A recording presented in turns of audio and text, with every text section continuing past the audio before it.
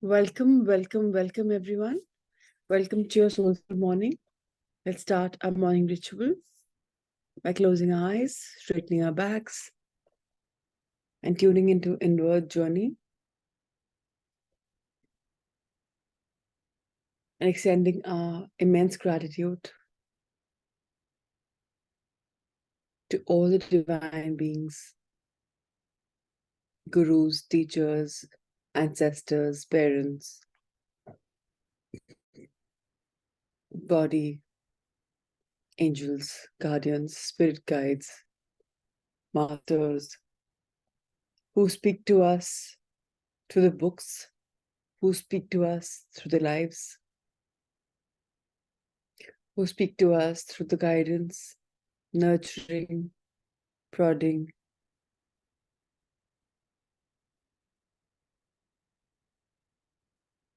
Let's be grateful to all of them for their presence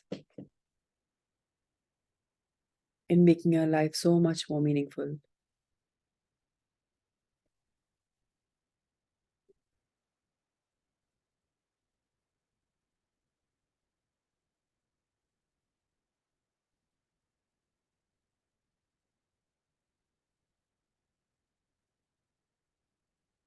Let's go inward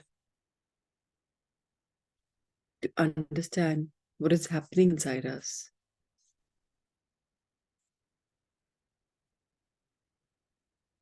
Are we feeling grateful or are we feeling despair? Maybe there were goals that we had made which haven't come true. It's time for us to understand the struggle, understand that goal is very daunting in life. When we are struggling to achieve them, a goal or goals, whether in our lives, in our health areas, maybe in our area of love or careers, or even for that matter, spiritual goals. Whenever we set unrealistic goals, then it's automatic that we tend to fail. And this is when our super intelligent brain tries to protect us from all the pain and the negative emotions and the negative talk that we tend to do with ourselves. The protection could be in the form of maybe depression, where you don't think too much. Maybe a lot of weight gain, where you don't want to go out and protect yourself from anything else. The struggles could be anything. Now, do you want to tell your body or your all possible teachers that I am good enough? I need your support, I need your guidance, but I can do it. Help me achieve it.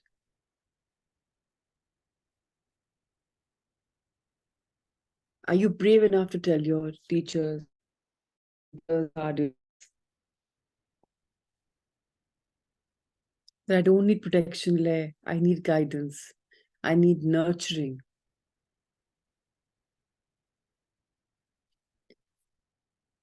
Most of the times we become so comfortable in this new life of ours, where the protection layer becomes important, is in itself very confusing. And we tend to hoard much more of what we dislike because the body has become used to that. The body is not just physical body, it could be any form of the body. Mental, emotional, spiritual, energy body, etheric body, anything.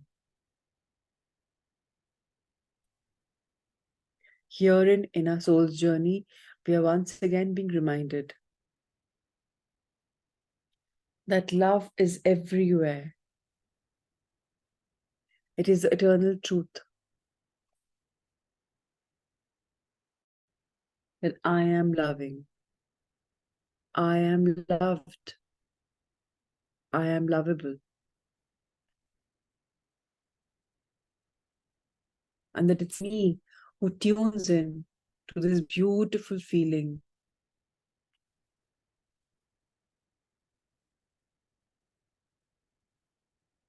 And day by day, I can and I am willing to have small, measurable, accountable, winning posts.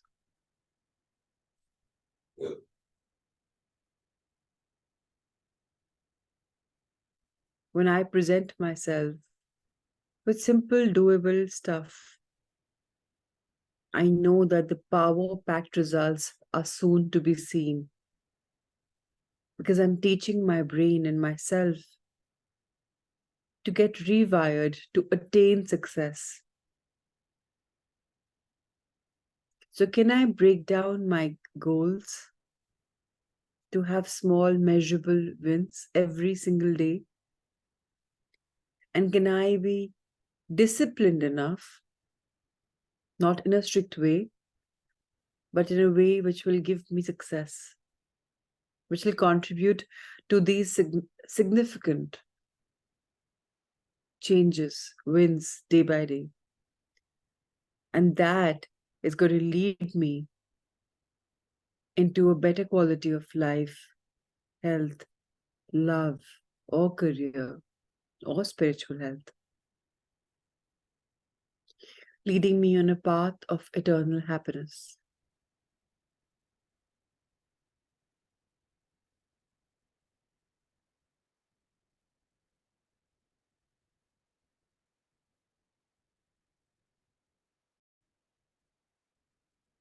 Can I rewire my brain into understanding that life is really simple?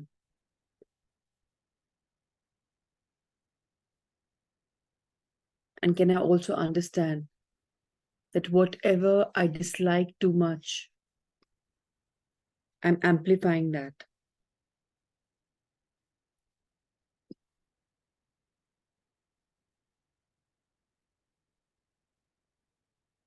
So what I don't like at all, that's where my energy is going. And that energy is expanding. And life is teaching me lessons every day.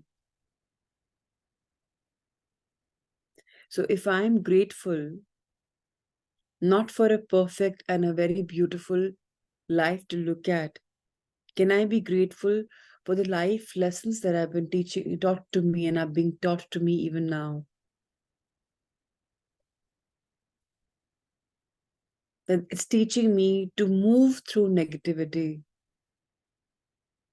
and yet be focused on the attainable, tangible goal that I've made. Gratitude is there to remind me that I am endowed with gifts and wisdom beyond my knowing. And I can achieve anything if I desire.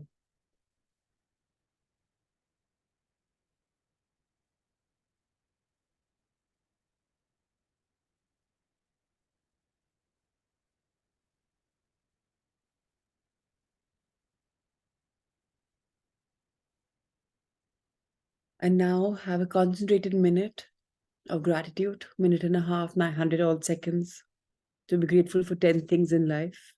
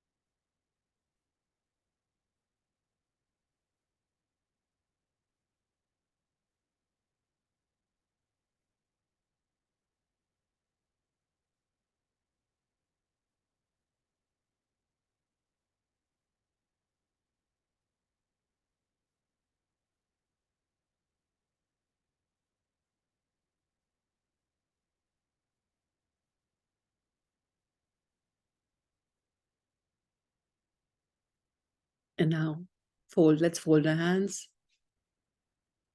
Be grateful. Have a few seconds and pray. Whatever resonates with you this morning, pray for it.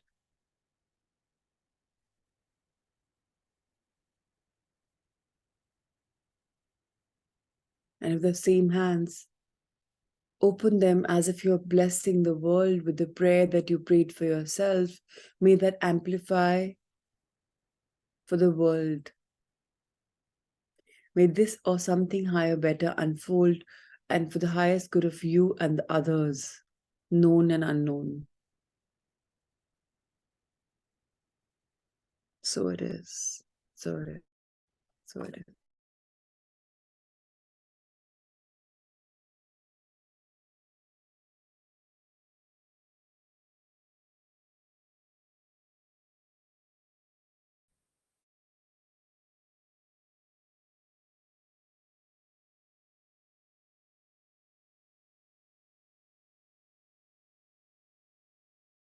Many lives, many masters. 10. Chapter number 10. The week passed quickly. I had listened over and over again to the tape of last week's session. How was I approaching the state of renewal? I did not feel particularly enlightened, and now spirits would be sent back to help me. But what was I supposed to do? When would I find out? What would I be up to the task? I knew I must wait and be patient. I remembered the words of the poet master: patience and timing. Everything comes when it must come. Everything will be clear to you in time. But you must have a chance to digest the knowledge that we have given to you already. So I would wait. At the beginning of this session, Catherine related a fragment of a dream she had had several nights ago. In the dream, she was living in her parents' house, and a fire had broken out during the night. She was in control, helping to evaluate the house. But her father was dawdling and seemingly indifferent to the urgency of the situation. She rushed him outside. Then he remembered something he had left in the house, and he sent Catherine back into the raging fire to retrieve the object. She could not remember what it was. I decided not to interpret the dream yet, but to wait and see if the opportunity would arrive while she was hypnotized. She quickly entered a trance, a deep hypnotic trance. I see a forehead, sorry, not covering her face, just on her hair. Then she was silent. Can you see that now? The hood. I lost it. I see some type of black material, brocade material with a gold design on it. I see a building with some type of structural points on it. Why? Recognize the building? No. Is it a very large building? No. There's a mountain in the background with some snow up where we are at. Are you able to go in the building? Yes, it's made up of some type of marble, very cold to the touch. Is it some sort of temple or religious building? I don't know. I thought it might be a prison. Prison. Are there people in the building around it? Yes, some soldiers. They have black uniforms, black with golden shoulder pads, gold tassels hanging off, black helmets with some type of gold, something pointed and gold on top of the helmet, and a red sash around the waist. Are there any soldiers around you? Maybe 2 or 3. Are you there? I am somewhere, but I'm not in the building, but I am nearby. Look around. See if you can find yourself. The mountains are there, and the grass, and the white building. Are there other buildings too? If there are other buildings not situated near this one, I can see. Isolated with some type of wall built behind it. A wall. Do you think it's a fort or a prison or something like that? It might be, but it's very isolated. Why is that important to you? Do you know the name of the town or the country where you are, where the soldiers are? I s- keep seeing Ukraine. Ukraine. repeated, fascinated by the diversity of her lifetimes. Do you see a year? Does that come to you, or a period of time? 1717. She answered hesitatingly. Does the she correct and then corrected herself. 1758. 1758. There are many soldiers. I don't know what their purpose is. With long swords that curve. What else do you see or hear? I see a fountain. I see a fountain where they water the horses. Do the soldiers ride horses? Yes. Are the soldiers known by other names? Do they call themselves anything special? I don't hear that. Are you among answers a child short and often monosyllabic? I had to be a very active interviewer. But you're seeing them all nearby. Yes. Are you in the town? Yes. Do you live there? I believe so. Good. See if you can find yourself where you live. I see some very ragged clothes. I just see a child, a boy. His clothes are ragged. He's cold. Does he have a home in the town? There was a long pause. I don't see that. She continues. She seems to be having some difficulty connecting with this lifetime. She was somewhat vague in her answer, somewhat unsure. All right. Do you know the boy's name? No. What happens to the boy? Go with him. See what happens. Someone he knows is a prisoner, a relative, a friend. I believe it's his father. Her answers were brief. Are you the boy? I'm not sure. Do you know how he feels about his father being in prison? Yes, he's very afraid they might kill him.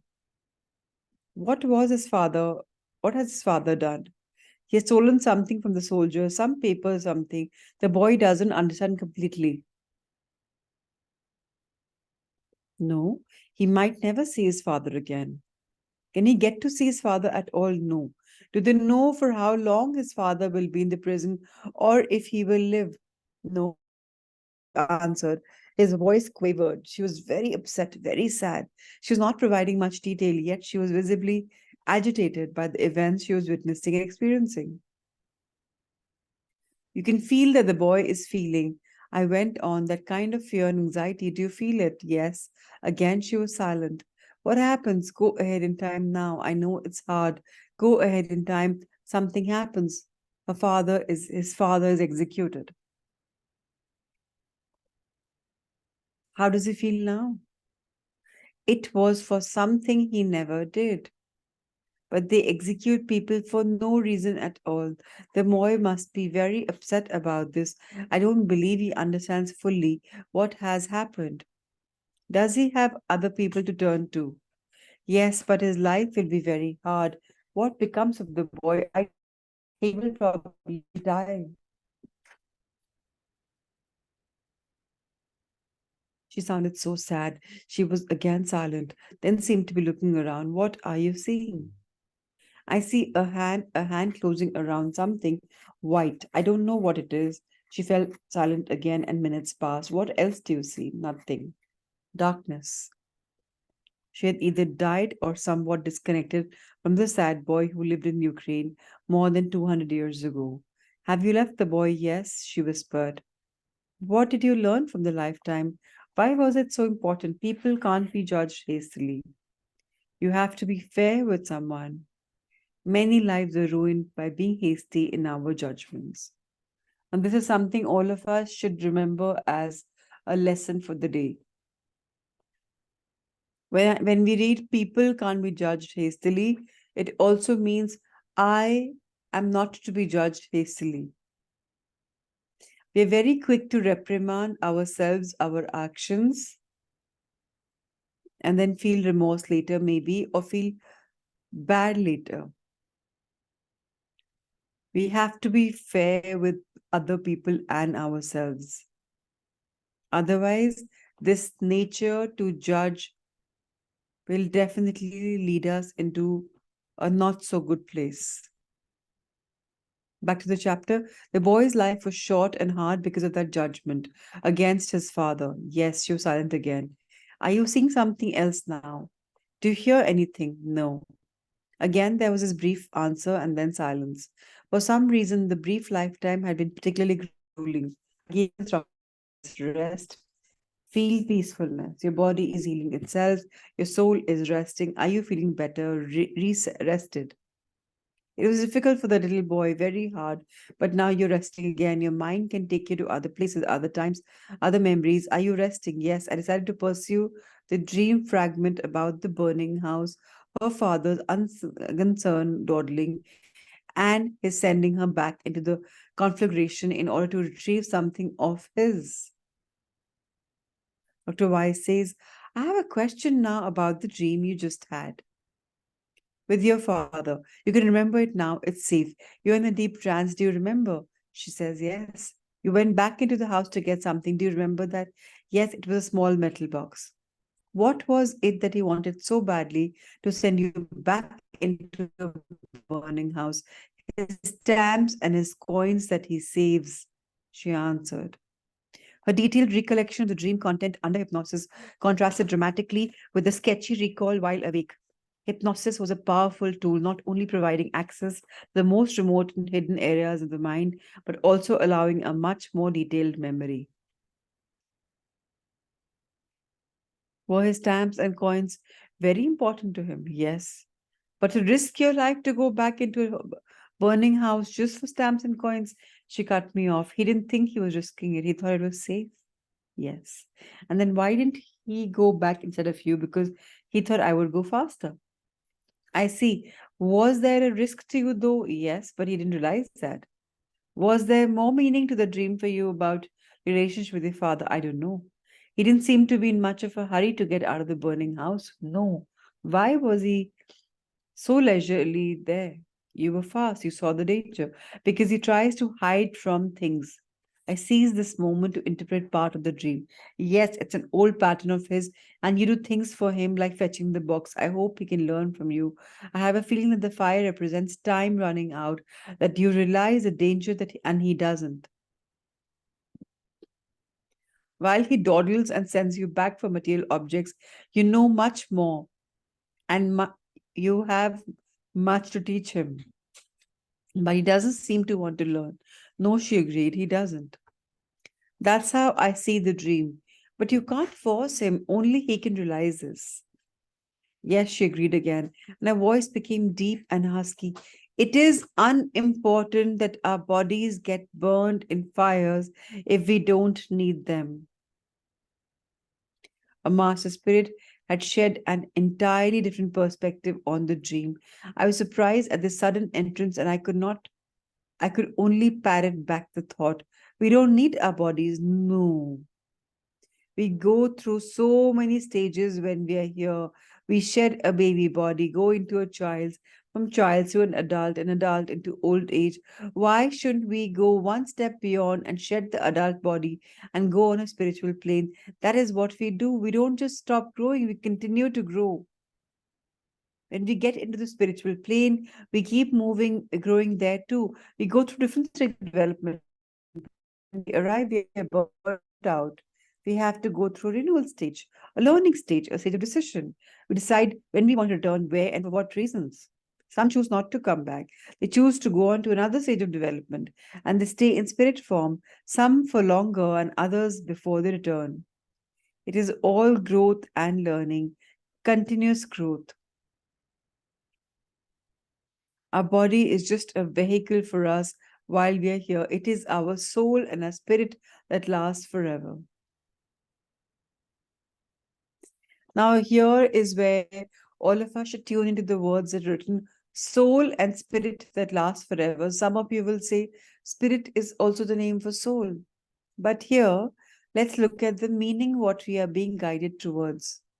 Soul is the Atma, spirit is the nature, is a zest for living it. Like when we use the terminology, she is very highly spirited. Like she's always infectious, always enthusiastic. That is also a nature that stays with it. एक बोलते हैं ना innate nature. So a spirit, a soul also has an innate nature, which continues to keep reflecting life after life after life. Dr. Weiss says, I did not recognize the voice or style. A new master was speaking. And speaking of important knowledge, I wanted to know more about these spiritual realms. Is learning in the physical state faster? Are there reasons to that people don't all stay in the spiritual state? No, learning is a spiritual state. Learning in the spiritual state is much faster, far accelerated from that in the physical state. But we choose what we need to learn. If we need to come back to work through relationship, we come back. If we finish with that, we go on. In spiritual form, you can always contact those that are in the physical state if you choose to, but only if there is important there. If you have to tell them something that they must know. How do you make contact? How does a message come through? To my surprise, Catherine answered. Her whisper was faster and firmer. Sometimes you can appear before that person and look the same way you did when you were here. Other times you just make a mental contact. Sometimes the messages are cryptic, but most often the person knows what it pertains to. They understand. It's mind to mind contact. So remember and tune into the fact that there were messages given to you maybe in your sleep state, maybe in your awake state, maybe you had a catharsis, a moment while you were driving or while you were walking or while you were just sitting. And some idea came to you like, oh wow, this is like an amazing idea. Oh yeah, and you understand something.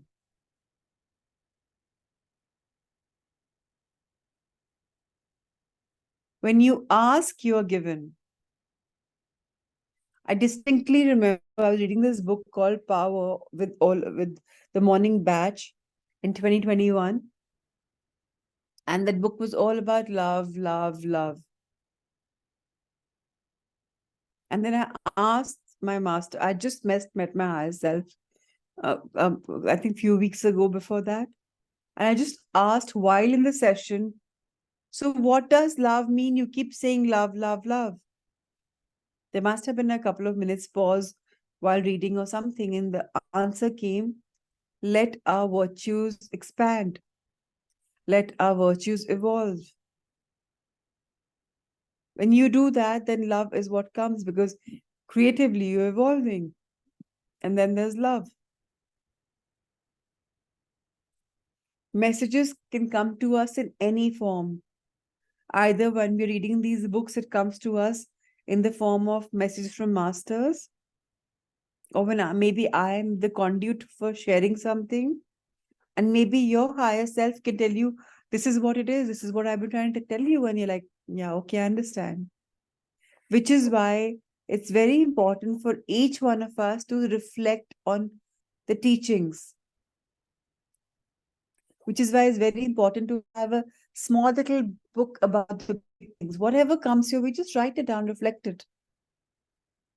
Because when you're inking something down, you're kind of etching it in there. Otherwise, in a mind, we all know by now there's 70,000 plus thoughts a day. With so much of mayhem going on in the mind, do you think those important thoughts would be there? Like yesterday after the session, I went into a trance, um, tuned into a life where I was a crystal healer. And I was in a cave with crystals. And I had a name. And that name was and I told my husband, like, I knew that I was in a trance and told my husband, please WhatsApp me this name. And he's like, I can't understand. What are you talking? He's like, what are you saying? Because probably my language was different that time. Then I pronounced the name. But what came to me is something I didn't construe. I was like, no, this was a different name. My mind said, no, what he's written to me and it was a different name. I tapped into those memories of being a crystal healer and how crystal is so magical.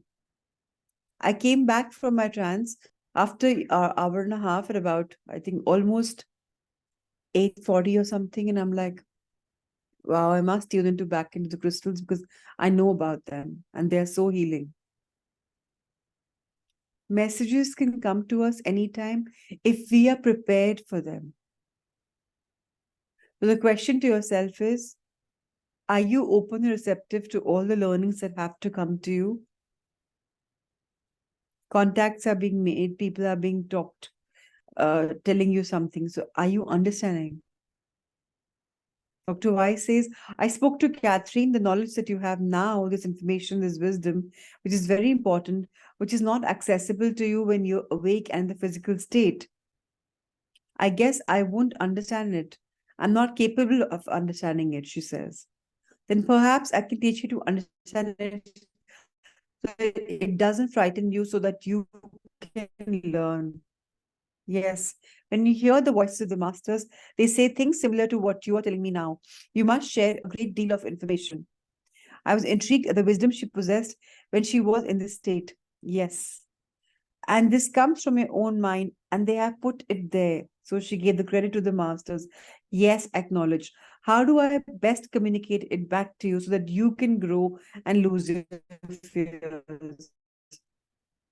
You've already done that, she answered softly. She was right, her fears were nearly gone. Once the hypnotic regressions had begun, her clinical progress had been incredibly rapid. What lessons did you learn?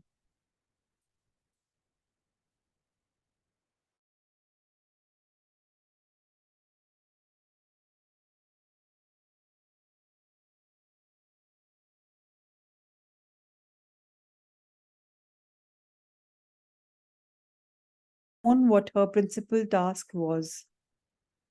Trust, I repeated, surprised by the quickness of her retort. Yes, I must learn to have faith, but also to trust people. I don't. I think everybody is trying to do evil to me. That makes me stay away from people and situations that I probably shouldn't stay away from. It's keeping me from other people that I should break away from. It's keeping me with other people that I should break away from. Her insight was tremendous when she was in the superconscious state. She knew her weaknesses and her strengths. She knew the areas that needed attention and work, and she knew what to do to improve matters. The only problem was that these insights needed to reach her conscious mind and needed to be applied in her waking life. Superconscious insight was fascinating, but by itself it was not enough to transform her life. Who are these people to break away from? She paused. I'm afraid of Becky. I'm afraid of Stuart. And somehow harm will come to me from them. Can you break away from that? Not completely, but from some of the ideas, yes.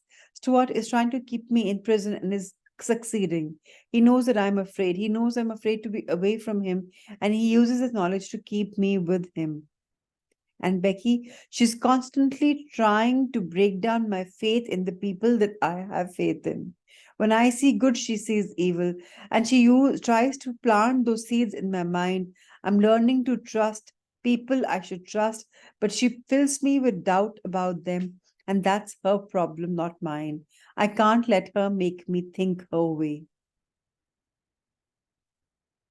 Once again, this is a reminder for each one of us.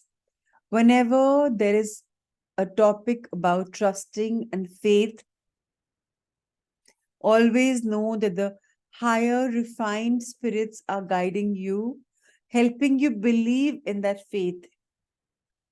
But whenever you are being propelled towards negativity, or don't do this, or don't do that, or any kind of fear is coming attached, remember the negative spirits are kind of reaching out to you. And I've time and again reminded everybody, whenever you go in a public area, whatever you think is a stage of your spiritual evolution, please safeguard your own aura by protecting your own aura, by asking the divine to protect your aura. In simple words, I'm here in tuning into my aura. And just ask for protection to lock it, to seal it.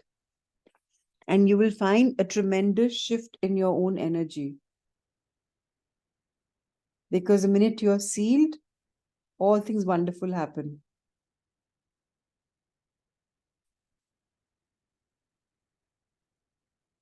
All right. In her superconscious state, Catherine was able to pinpoint major character flaws in both Becky and Stuart. The hypnotized Catherine would make an excellent psychiatrist, empathetic and unerringly intuitive. The awake Catherine did not possess these attributes. It was my task to bridge the gulf. Her dramatic clinical improvement meant that some of this was seeping through. I attempted more bridge building. Who can you trust? I asked. Think about it. Who are the people you can trust and learn from and get closer to it? Who are they? She says, I can trust you. She whispered. I knew this, but knew she needed to trust people in her everyday life even more. Yes, you can. You're close to me, but you must get closer to other people in your life, to people who can be with you more than I can. I wanted her to be complete and independent and not dependent on me. I can trust my sister. I don't know the others. I can trust Stuart, but only to a certain extent. He does not care about me, but he's confused. He does care about me, but he's confused. In his confusion, he unknowingly is doing me harm. Yes, it is true. Is there another man that you can trust? I can trust Robert. He was another physician in the hospital. They were good friends. Yes, maybe there are still more people for you to meet in the future. Yes, she conceded. The idea of future knowledge was distractingly intriguing. She had been so accurate about the past. She, through the masters, had known specific secret facts. Could they also know of facts from the future? If so, could we share this foreknowledge? 1,000 questions burst into my mind. When you find contact with your superconscious mind, like now, and have this wisdom, do you also develop abilities in the psychic realm? Is it important for you to look into the future? We have done so much in the past. That is possible, she conceded. But I see nothing now. Is it possible? I could. I believe so. Can you do this without being frightened? Can you go into the future and obtain information of a neutral sort that will not be frightening to you? Can you see the future? Her answer was swift. I don't see that. They will not allow it. I knew she meant the masters. Are they around you now? Yes. Are they talking to you? No. They monitor everything. So, being monitored, she was not permitted to peer into the future. Perhaps we had nothing to gain personally from such a glimpse. Perhaps the adventure would have made Catherine so anxious. Perhaps we were not yet prepared to cope with the information. I did not push it. The spirit that was around you before, Gideon, yes. What does he need? Why is he near? Do you know him? No, I don't believe so, but he protects you from danger. Yes. The masters, I don't see them. Sometimes they have messages for me, messages that help you and help me. Are these messages available to you even when they're not speaking? Do they put thoughts in your mind? Yes. Do they monitor how fast you can go, how far you can go, what you can remember? Yes. So there is a purpose in the explanation of lifetimes, yes. And for you and for me to teach us, to bring us the disappearance of fear. There are many ways of communication. They chose many to show what they do exist. Whether Catherine was hearing their voices, visualizing past images and vistas, experiencing psychic phenomena, or having thoughts and ideas placed in her mind, the purpose was the same, to show that they do exist, and even beyond that, to help us, to aid us on our path by providing insights and knowledge, to help us become godlike through wisdom. Do you know why they have chosen you? No, to be a channel. This was a delicate question, since the awake Catherine could not even listen to the tapes. No, she softly replied. Does it frighten you sometimes and other times not? Yes. It can be reassuring. We know now that we are eternal, so we lose our fear of death. Yes. I must learn to trust.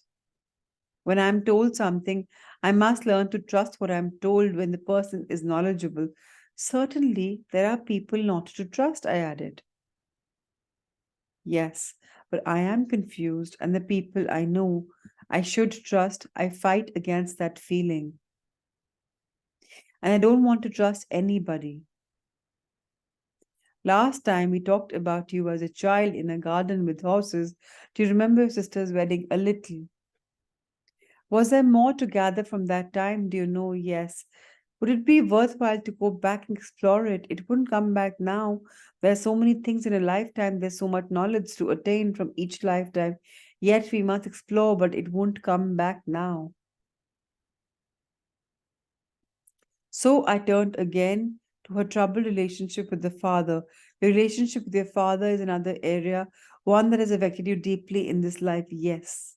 It is another area to explore yet too. You've had much to learn from the relationship compared to the little boy in Ukraine who lost his father at an early age. And this loss did not happen to you this time. And yet, having your father here, even though certain hardships were less, was more of a burden, she concluded. Thoughts, she added. Thoughts. What thoughts? I sensed she was in a new area. About anesthesia. When they give you anesthesia, can you hear? You can still hear. She had answered her own question. She was whispering rapidly now, becoming excited. Your mind is very much aware of what's going on. They were talking about my choking, about the possibility of me choking when they did the surgery on my throat. I remembered Catherine's vocal cord surgery, which was performed just a few months before her first appointment with me. She had been anxious prior to the surgery, but she was absolutely terrified upon awakening in the recovery room. It had taken the nursing staff hours to calm her. Now it appears that she was said by the surgeons during the operation, during the time she was under deep anesthesia, had precipitated her terror. Her terror. My mind flipped back to the medical school and my surgery rotation. I remember the casual conversation during the operations while the patients were anesthetized. I remember the jokes, the cursing, the arguments, and the surgeon's temper trauma tantrums. What had the patients heard at a subconscious level? How much registered to affect their thoughts and emotions, their fears and anxieties after they awakened? Was the post operative course, the patient's very recovery from the surgery, influenced positively or negatively by the remarks made during the operation? Had anyone died because of negative expectations over her during surgery? Had they, feeling hopeless, just given up? Do you remember what they were saying? That they had to put a tube down. When they took the tube out, my throat might swell up. They didn't think I could hear, but you did. Yes, that's why I had all the problems. After today's session, Catherine no longer had any fear of swallowing or choking. It was as simple as that. All the anxiety, I thought I would choke. Do you feel free? Yes, you can reverse what they did. Can I? Yes, you are. They should be very careful of what they say. I remember it now. They put a tube in my throat, and then I couldn't talk afterward to tell them anything. Now you're free. You did hear them. Yes, I heard them talk. She fell silent for a minute or two and then began to turn her head from side to side. She seemed to be listening to something. You seem to be hearing messages. Do you know where that message can come from? I was hoping the masters would appear. Someone told me was a cryptic answer. Somebody was speaking to you, but they're gone. I tried to bring them back. See if you can bring them back with messages for us to help us out.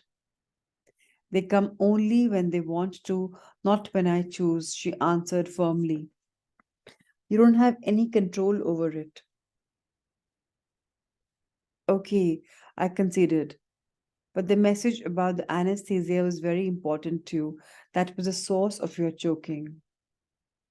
It was important for you, not for me. Her answer reverberated through my mind. She would be cured of the terror of choking. Yet this revelation was nevertheless more important for me than for her. I was wondering the healing. A simple answer contained many levels of meaning. I felt that if I truly understand those levels, these resonated octaves of meaning, I would advance a quantum leap into the understanding of human relationships. Perhaps the feeling, the helping was more important than the cure. For me to help you, yes, you can undo what they did. You have been undoing what they did. She was resting. We had both learned a great lesson. Shortly after her third birthday, my daughter Amy came running over to me, hugging me around the leg. She looked up and said, "Daddy, I've loved you for over 40,000 years." I looked down at her little face and I felt very, very happy. How beautiful is that? All right, chapter 11 will be for tomorrow. And I would request everyone once again to simply sit still and just relax and loosen your body. Close your eyes.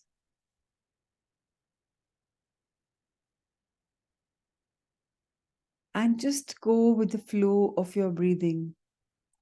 No conscious deep in or deep out. Just flow with your breathing. They could be short breathing, they could be deep breathing. Just flow with it.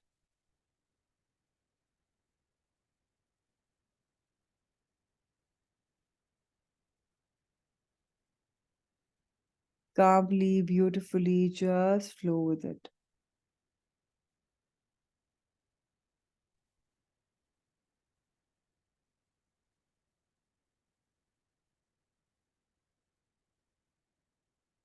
Trust. We have heard this word trust many a times. Trust the process. Trust your heart. Trust your instincts. Trust your gut feeling.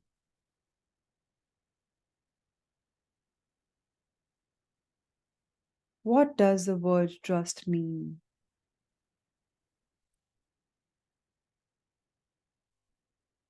It's a word for placing belief, the power to be able to believe.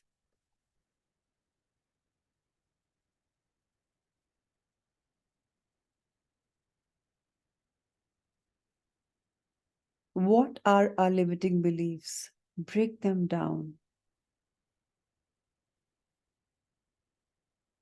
That I can only go this far, I can only achieve so much because this and this happens. There's always a because, a reason for doing something to only some quantum. Because there's lack of belief that you can go further. That is it. I can't go beyond this. Because we human beings are master storytellers. Because we have had so many stories unfolding in our millions of lives that we have lived.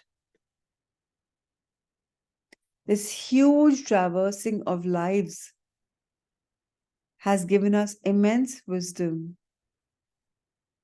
and immense faith, which is there in our subconscious level.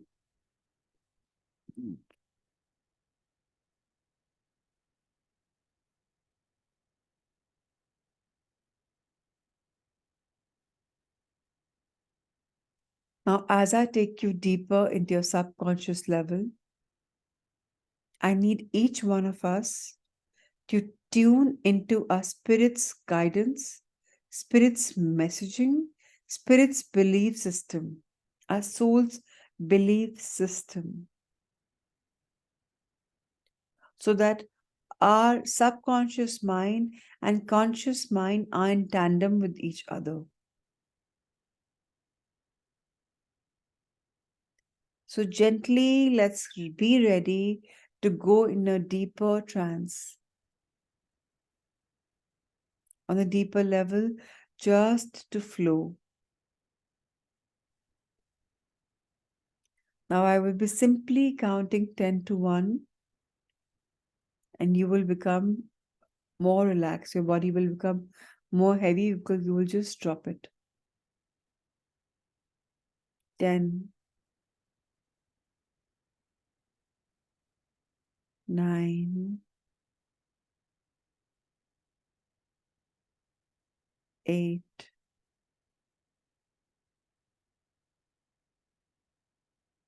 7,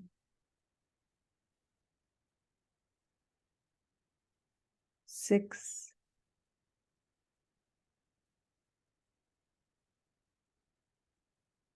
5,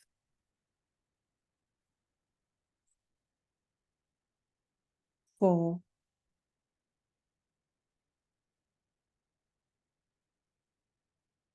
3,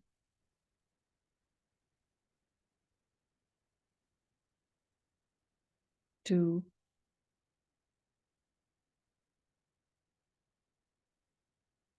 1.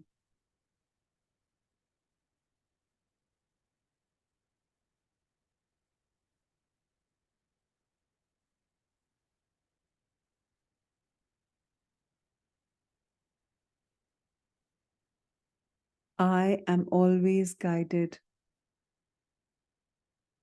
I believe in my guidance. I walk on the path of my guidance. Trust is an easy virtue of mine. I have faith in myself and the universe and whatever is unfolding around me.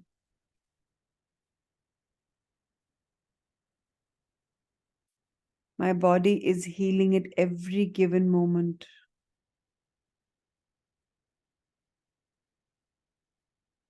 And whenever I'm in touch with a healer, he or she, with her energy, helps me expedite my own healing.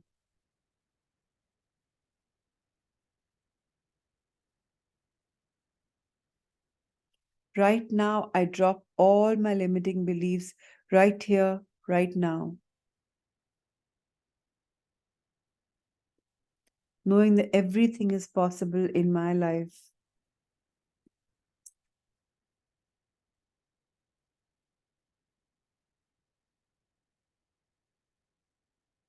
I let them go. I drop them as if never to be found again in a bottomless dustbin, a pit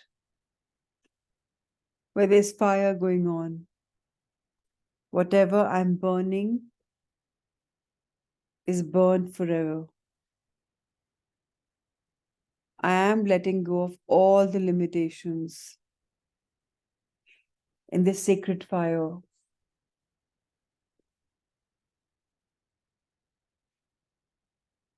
All my allergies, all my pains, all my disbeliefs, all my limitations, I drop them. Lack of money, lack of health, lack of love, I drop them, never to be found again.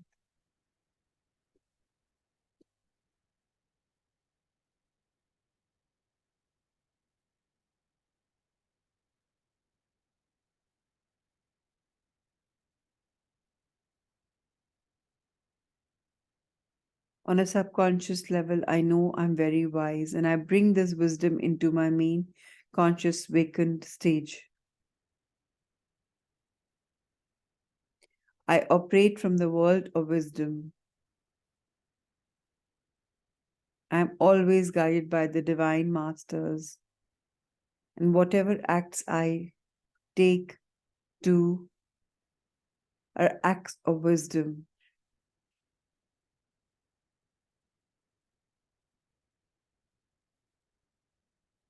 Every act of mine, even the spoken act, is an act of wisdom. Henceforth, I will be always guided to speak wisely.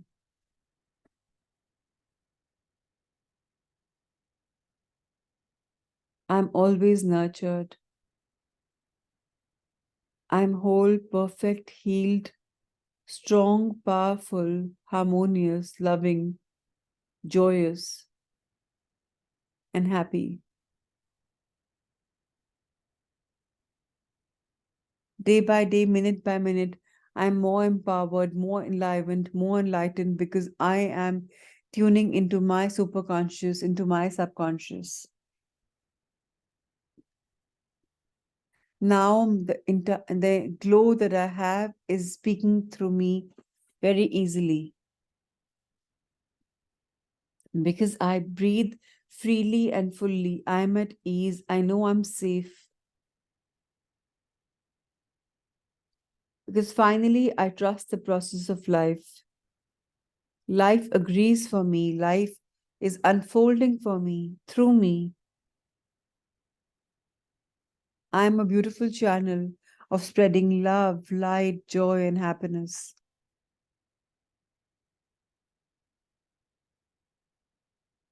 I'm always guided, greeted well. Whatever challenges come to me, they're teaching me beautiful lessons, and I no longer get worried. I take everything in my stride very effortlessly.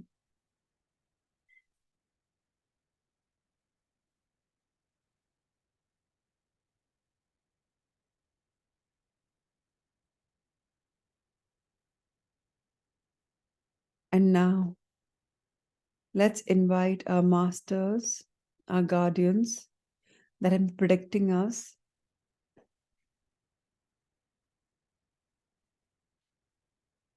Dear beautiful mentors, all my life I have wanted goals, achievable goals. Unknowingly or unknowingly, I have been disappointed on them not coming true or fulfilled. And that happened because of lack of faith, because of my limiting conditions. I herein request you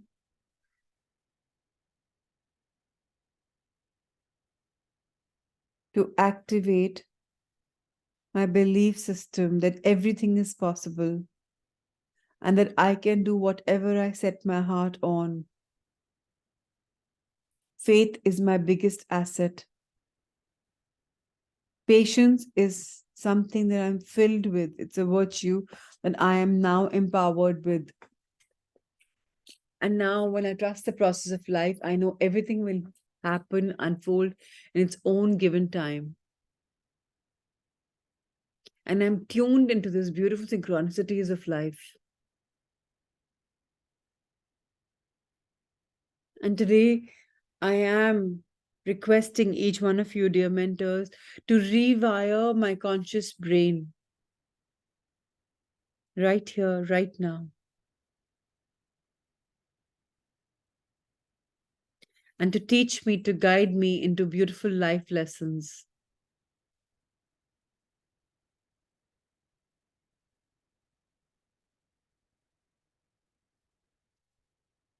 And each one of you will have your own downloads.